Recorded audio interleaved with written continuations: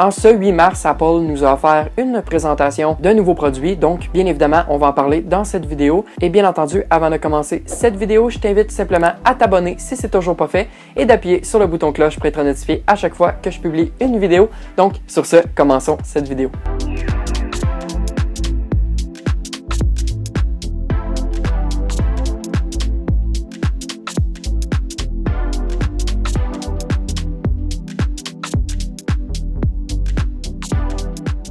Comme l'année passée, Apple a présenté une nouvelle couleur sur leurs iPhones. Je parle bien évidemment du iPhone 13 et du iPhone 13 Pro. On retrouve la couleur vert, donc à voir qu'est-ce que ça va donner en réel. Mais pour vous dire, moi, personnellement, je trouve que c'est une couleur qui n'est pas nécessairement super belle. Je préférais nettement la couleur du iPhone 11 Pro d'il y a 2 ans, mais encore là, c'est un avis qui est subjectif. Apple a également présenté leur nouveau iPhone SE de 3e génération cette fois-ci. On retrouve la fameuse puce A15, donc la nouvelle puce qui est introduite sur les iPhone 13 et 13 Pro.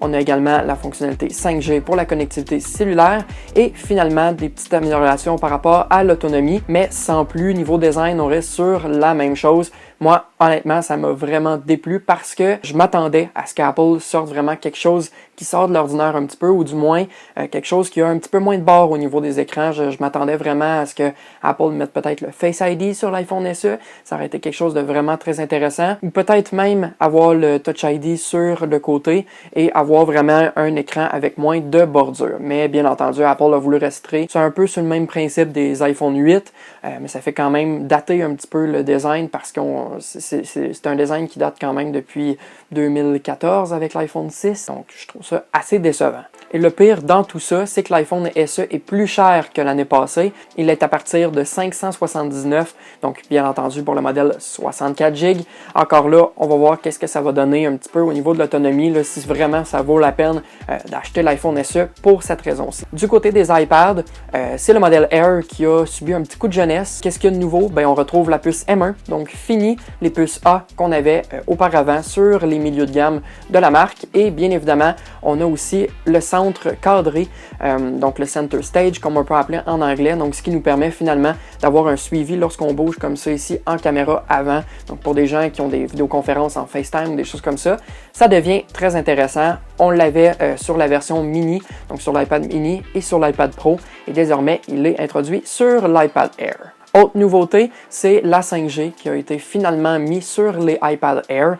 Donc, on peut dire aujourd'hui que la 5G et la M1 fait un petit peu rapprocher le Air du Pro. Donc, des fois, les gens qui se demandent si vraiment l'iPad Pro 11 pouces vaut la peine par rapport au iPad Air, eh bien là, ça commence à devenir un petit peu kiff-kiff au niveau de ce que l'iPad Air propose par rapport au iPad Pro. Du côté des prix, ça commence à partir de 749 $, donc un petit peu moins cher que l'ancienne version, ce qui est une bonne chose, mais encore là, j'ai bien hâte de le tester. Autre chose qui a été présentée également, c'est un nouveau processeur, parce que oui, Apple avait déjà présenté la M1, la M1 Pro, la M1 Max et maintenant la M1 Ultra. La M1 Ultra, c'est quoi? C'est en fait deux M1 Max qu'on vient carrément fusionner ensemble pour finalement créer la M1 Ultra. Donc 2 fois plus performante et même plus que la M1 Max. Bien évidemment, on peut avoir des performances très impressionnantes. On parle quand même jusqu'à 20 cœurs en processeur central et jusqu'à 64 cœurs au niveau graphique. Donc c'est quelque chose d'assez impressionnant. J'ai bien hâte de tester ça. Et bien évidemment, si on a sorti un nouveau processeur, qui dit nouveau processeur dit nouveau Mac. Et oui, Apple a présenté les nouveaux Mac Studio. Donc, le Mac Studio, c'est quoi? C'est un petit peu un Mac mini, si on peut dire, version professionnelle. Donc, on vient chercher des nouveaux ports, dont le fente de carte SD. Les USB, on les a toujours également aussi. Du Thunderbolt comme du USB-C. On a également du HDMI. Donc, on a vraiment plusieurs connectiques qui nous permettent finalement d'avoir quelque chose d'un peu plus premium par rapport au Mac mini. Le design un petit peu plus gros que le Mac mini, donc plus haut en hauteur, ce qui nous permet d'avoir une meilleure ventilation, surtout avec les performances de la M1 Max et de la M1 Ultra qui ont été mis dans les Mac Studio de base. Donc ce qu'il faut savoir, c'est que lorsqu'on achète le Mac Studio de base, il vient avec la M1 Max, avec 32 GB de RAM et finalement 512 en SSD. Donc beaucoup de performance, c'est sûr. Donc, ça permet vraiment d'avoir un Mac qui va performer et ventiler aussi. Autre produit qu'Apple a présenté, c'est le moniteur, donc un moniteur qui va être moins cher que l'Apple Display XDR, donc ce qui est une très bonne chose parce que on se rappelle, le moniteur de chez Apple coûtait plus de 7000 $ canadiens. Bien entendu, petites nouveautés qui ont été ajoutées sur le moniteur. Donc, moniteur de 27 pouces. Donc, en termes de taille, on est servi.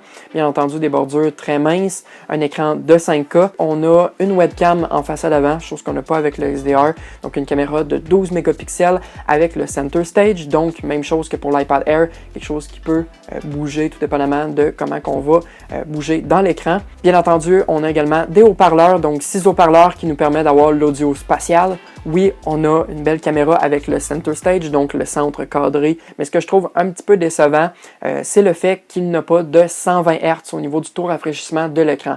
On a seulement du 50 à 60 Hz, chose que j'aurais aimé quand même pour son prix, parce qu'il commence à partir de 1999 $ plus taxes, donc ce qui fait mal tout de même. Ce qu'il faut savoir, c'est qu'il faut acheter en extra le pied si on veut ajuster tout dépendamment de la hauteur, parce que là on a seulement l'inclinaison, et si on veut avoir l'écran nano texturé, c'est possible aussi en extra. Donc quand même, sachant que le prix pique un peu, ça aurait été intéressant d'avoir le taux de rafraîchissement de 120 Hz. Et donc c'est ce qui concluait les nouveaux produits de chez Apple qui ont été présentés en ce 8 mars. Bien entendu, si vous avez des questions ou quoi que ce soit sur les nouveautés, n'hésitez pas à me commenter ça dans les commentaires. Et sur ce, on se retrouve dans une prochaine vidéo. Sur ce, salut!